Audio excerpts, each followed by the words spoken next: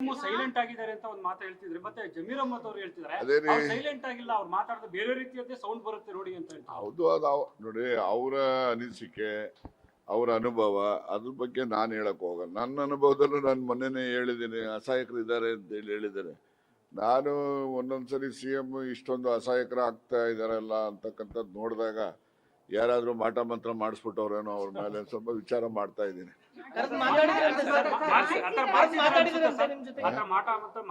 ಅದನ್ನೇ ರೀ ವಿಚಾರ ಮಾಡ್ತಾ ಇದ್ದೀನಿ ಅಂದ್ರೆ ಅದನ್ನ ನಾನು ಐ ಆಮ್ ಇನ್ವೆಸ್ಟಿಗೇಟಿಂಗ್ ಇಟ್ ಅಂತ ಮತ್ತೆ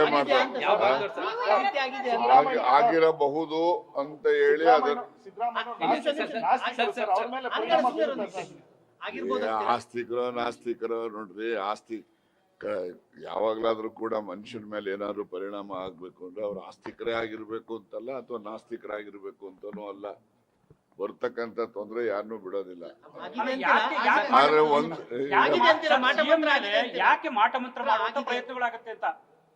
ನಾನು ಮಾಟ ಮಂತ್ರದಲ್ಲಿ ನಂಬಿಕೆ ಇಲ್ಲೇ ಇರೋನು, ಗೊತ್ತಾಯ್ತಾ?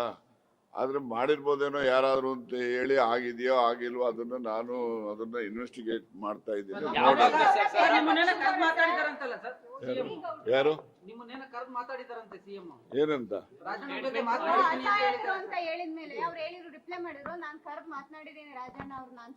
ಕರೆಕ್ಟ್ ಮಾತನಾಡಿದ್ದಾರೆ. ಈಗ ಮಾಟ ಮಂತ್ರ ಅವರು ನಂಬಲ್ಲ, ನಾನು ನಂಬಲ್ಲಪ್ಪ, ನಡೀರಿ ಸುಮ್ನೆ. ಅದೆಲ್ಲ ಹೇಳಕ್ ಆಗ್ತದೇನಮ್ಮ? ಈಗ ಹೇಳೋ ಅಂತವೆಲ್ಲ ಹೇಳಿದೀನಿ, ಹೇಳ್ದೇ ಇರೋದೆಲ್ಲ ಹೇಳಕ್ ಆಗಲ್ಲ, ನಡೀರಿ. ಸಿಎಂ ಅವ್ರಿಗೆ ನೀವೇನಾದ್ರೂ ಧೈರ್ಯ ತುಂಬುವಂತದ್ದು ಅಥವಾ ಗಟ್ಟಿಯಾಗಿ ನಿಲ್ಲಿ ಅನ್ನೋ ನೋಡಿ, CM ಅವ್ರಿಗೆ ಯಾರು ಏನು ಗಟ್ಟಿಯಾಗಿ ನಿಲ್ಲಿ ಅಂತ ಹೇಳಿಸ್ಕೊಳ್ಳೋ ಅಂತ ಅಸಹಾಯಕತೆ ಅವ್ರಿಗೆ ಬಂದಿಲ್ಲ. ಅವ್ರು ಯಾವಾಗ್ಲೂ ಗಟ್ಟಿನೇ.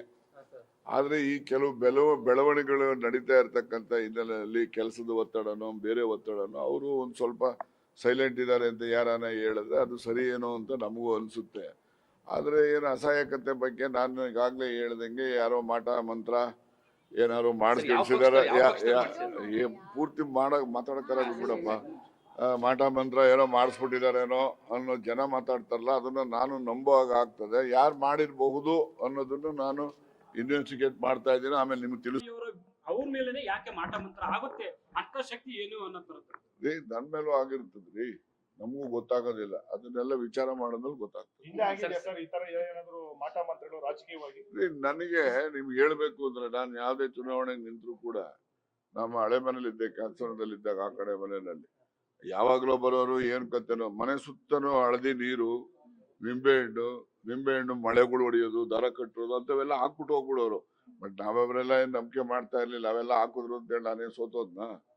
ಅದು ನನ್ ನಂಬಿಕೆನೂ ಇಲ್ಲ. ಈಗ ನೋಡಿದ್ರೆ ಸ್ವಲ್ಪ ಏನಾದ್ರು ಎಲ್ಲ ಈ ಕೇರಳದಲ್ಲಿ ಏನೋ ಮಠ ಮಂತ್ರ ಜಾಸ್ತಿ ಮಾಡ್ತಾರಂತಲ್ಲ, ಸ್ವಲ್ಪ ನೋಡೋಣ, ವಿಚಾರ ಮಾಡಿ ಬರ್ತೀನಿ. ನೋಡಮ್ಮ, ಅವೆಲ್ಲ ನೋಡಿ, ಅವೆಲ್ಲ ನಾನು ಹೆಚ್ಚು ಲಂಬಿಸಿ ಹೇಳಕ್ ಹೋಗೋದಿಲ್ಲ. ಈಗ ಏನಿದೆ, ಮೇ ತಿಂಗಳಲ್ಲಿ ರಾಜಕೀಯ ಬೆಳವಣಿಗೆಗಳು ಕೂಡ ಆಗ್ತವೆ. ಮತ್ತೆ ಸಿದ್ದರಾಮಯ್ಯನವರು ಕೂಡ ಏನು ಅಸಹಾಯಕರು ಅಂತ ಹೇಳ್ತಕ್ಕಂಥದ್ದು ಸರಿಯಾದ್ದೇನಲ್ಲ. ಅವರು ಸಹಾಯಕರನ್ನೇ, ಎಲ್ಲ ಶಕ್ತಿ ಇದೆ ಅವರಿಗೆ. ಮುಂದಿನ ದಿನಗಳಲ್ಲಿ ಎಲ್ಲವೂ ಸರಿ ಹೋಗ್ತದೆ.